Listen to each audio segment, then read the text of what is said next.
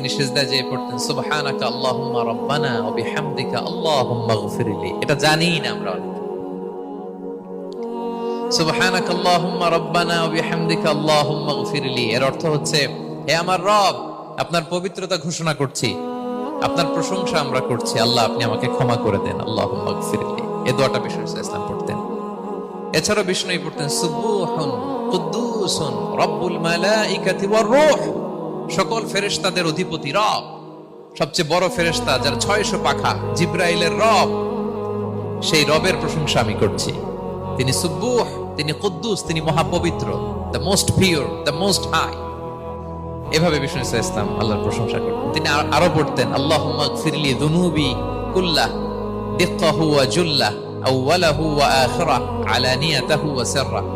আল্লাহ আপনি আমার গুনাহ মাফ করেন, ছোট গুনাহ বড় গুনাহ, প্রকাশ্য গুনাহ